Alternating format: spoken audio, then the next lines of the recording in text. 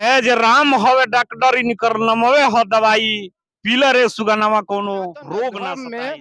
तो मान ली कि काहे कहते 20% में जाकर टोपी लगा के नमाज पढ़े लगा तो वो में ना जाए के चाहिए। वो तो धर्म हटे तो वो में जाके टोपी लगा के नमाज पढ़े लगा तो ई का बात बा भाई। तू हिंदू वर्ग में जन्म ले बड़ा तो कह कि हम वही धर्म में हई राम में ऐसन कौन शक्ति बाकी पूरा देश राममय भइल बा। राम तो कण कण में बड़े राम पूरा देश नहीं खाए सनातन धर्मावलंबी विश्व में जहाँ भी बड़े।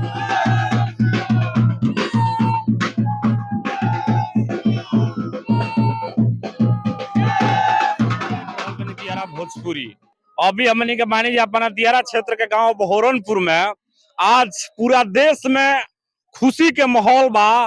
भगवान राम के भव्य मंदिर के आज स्थापना भगवान राम के प्राण प्रतिष्ठा हो गई अयोध्या में। ऐसा कहा जाला जे 500 साल के जो लड़ाई रहल है आखिरकार विजय हो गई। अयोध्या में आज हमनी के देश के प्रधानमंत्री माननीय श्री नरेंद्र मोदी जी के द्वारा आज भगवान राम के मूर्ति के प्राण प्रतिष्ठा भइला। पूरा देश में आज माने उत्सव का माहौल बा। दियारा क्षेत्र के हर इलाका में हमनी के जाता नहीं जा दिखावे का प्रयास करते जाता। आज हमनी के अपना क्षेत्र गांव बहोरनपुर में बानी जा। आज ये जगह के कैसन तैयारी बिया। बहुत अच्छा तैयारी बा भव्य तैयारी बा। अच्छा भगवान सनातन धर्म के रक्षक आज अपना नूतन भवन में प्राण प्रतिष्ठित भइले मोदी जी के द्वारा। पूरा देश जन बा तो उत्सव के माहौल बा। यही उत्सव के उपलक्ष्य में बहोरनपुर मठिया पर राम जानकी मंदिर के यज्ञशाला में हमनी का श्री रामचरितमानस के पंचम स्कंद श्री सुंदर कांड के पाठ हनुमान चालीसा के साथ श्रद्धा पूर्वक मनौनी जा। बहुत बहुत धन्यवाद। राम के नाम में ऐसा कौन शक्ति बाकी पूरा देश राममय भइल बा। राम तो कण कण में बड़े राम पूरा देश नहीं खाए सनातन धर्मावलंबी विश्व में जहाँ भी बड़े सब। हाँ हमें तुम्हें खड़क कर्म घट घट व्यापे राम कणकर में राम व्याप्त है। राम के बिना किसी का अस्तित्व ही नहीं है।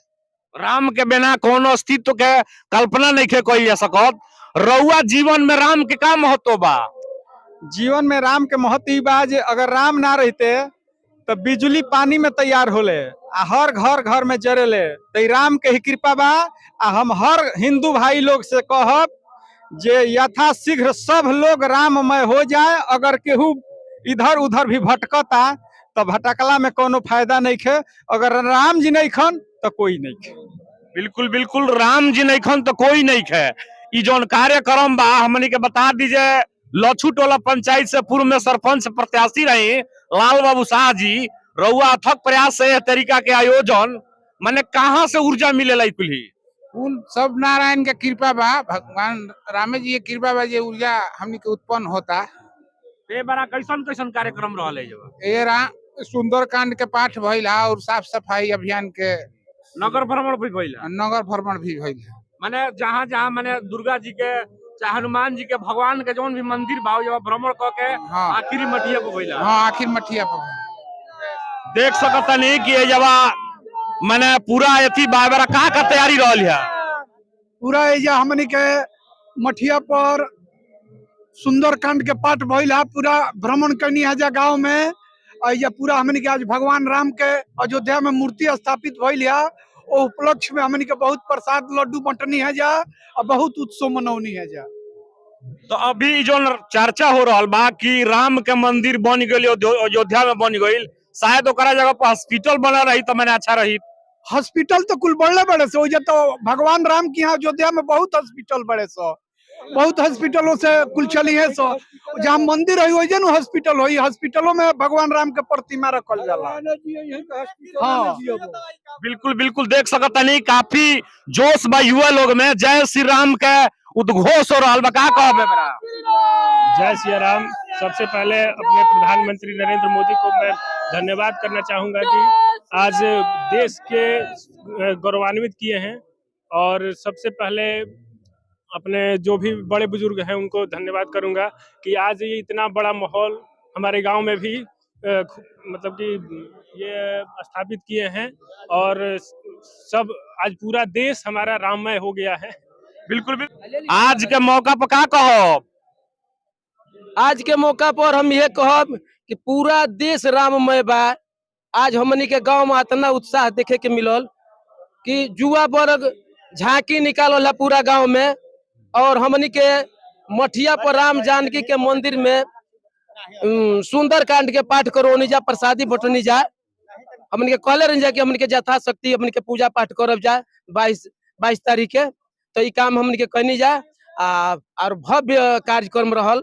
हम तो यह कहब कि मंदिर के विरोध नहीं करे के चाहिए। हॉस्पिटल एगो मंदिर से कई हॉस्पिटल बन सकता है जन्नी।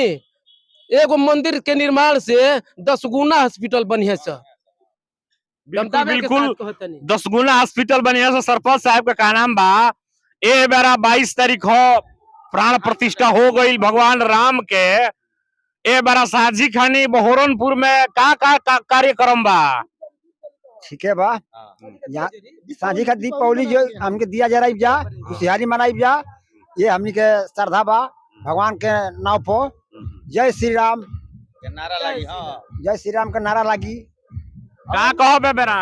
ए बेरा शाम के बेरा हम लोग दीपावली मनाएंगे। हाँ, जय श्री राम नारा लगाएंगे हम लोग। जय श्री राम। हमारा तरफ से दियरा भोजपुरी के धन्यवाद बा। रवा कहाँ प्रश्न कैनी है कि हॉस्पिटल बनी, तो ई रवा सौभाग्य मानी कि यदि जेकरा पर राम के कृपा हो जाई तो हॉस्पिटल के कब आवश्यकता बा? राम के कृपा भइला पर रोग ना होई, सब लोग निरोग हो जाए तो हॉस्पिटल के कौन जरूरत बा? आज भी हमनी के राजनीतिक पे मुद्दा पर नहीं बात कर चाहत, लेकिन फिर भी आज बिहार में जो हॉस्पिटल बा वो हॉस्पिटल के अभी कहाँ व्यवस्था बाटे। हॉस्पिटल जो देखाऊ मात्र नाम के बाटे, उनमें जो व्यवस्था सुचारू रूप से चाहे बिहार में, वो कौन हॉस्पिटल हमके बता दी जो सेवा संपन्न बाटे। वो जो जन बाटे तो जाके गरीब आदमी इन्हें से मारल जले, अच्छा आदमी के जेकर भी पूंजीपति वाला होला, जे पैरवी वाला ओकरे इलाज होला, गरीब के कहाँ होता। ये सबसे इलाज करे वाला राम मंत्र बा। राम के यदि शरण में चल जाए तो ना रोग होई ना हॉस्पिटल के जरूरत पड़ी। हो सकता है आज के देश में हॉस्पिटल के नाम पर चंदा मांगी, एगो राम के नाम पर चंदा आज 32,000 करोड़ जुट गई बा। ऐसे तो कोई हॉस्पिटल जो हुई चली। आशा करता नहीं कि हॉस्पिटल हमने के जैसे पटना में हॉस्पिटल थी हनुमान मंदिर बा, ये मंदिर से 5 हॉस्पिटल चलता। हो सकता कि 51 गो राम के मंदिर नाम से चल सकता। भविष्य में भगवान की कृपा हुई तो 51 हुई, ऐसे भी बढ़ी। भारत के नाम आज हमनी के सबसे सनातनी धर्म माने वाला, सनातन धर्म वाला के खुशी माने के चाहिए कि 500 वर्ष तक हमनी के हिंदू धर्म में जन्म लेते हुए हमनी के दुर्भाग्य रहला कि हमनी के जे निर्माता बाटे जेकरा के हमनी के आराध्य देव बड़े तो आज तक गुलाम रहे है, जंजीर में फंसल रहे है। जो उनकी आज आजादी मिलल, सब हिंदू के गर्व से सीना जन्म ऊंचा हो गई बा। आज हमारा भारत में नहीं खे, विदेश में भी बाटे। इनकर नाम के सब लोग जय जयकार कर रहल बा। जे इनकर विरोध में जे भी मुद्दा उठा रहल बा वो का करता, ओकरा तो कोनो मुद्दा मिलत नहीं खे, विरोध करता। जे 80% के पीछा नहीं है दौड़त, वो 20% के पीछा दौड़ रहा बा कि हमारे 20% कायम रखब। 80% तो हमनी को 80% वाला आदमी महामूर्ख हुई है कि ओकरा पीछा चली है। 80% वाला यदि चाह दी तो 20% वाला का कर सकता। अब 20% में नेताजी लोग मैंने अजुराइल कि हमारे 20% कायम रहे, 80% तो फूटी। लेकिन यदि 80% एकता हो जाई तो 20% के वाला लोग आशा हम करते हैं कि जनतो से वो उठ जाई। लोग हम यह कहल चाहता नहीं कि सनातन धर्म में हाँ सनातन धर्म के ही उजागर करे के चाहिए। सनातन से ही और धर्म के विखंडन भइल बा जौन की बालो ये कहता लोग कि सनातन धर्म में तो मान ली कि काहे कहते 20% में जाकर टोपी लगा के नमाज पढ़े लगा लो, वो में ना जाए के चाहिए। वो तो धर्म हटे, तो वो में जाके टोपी लगा के नमाज पढ़े लगा ई का बात बा भाई?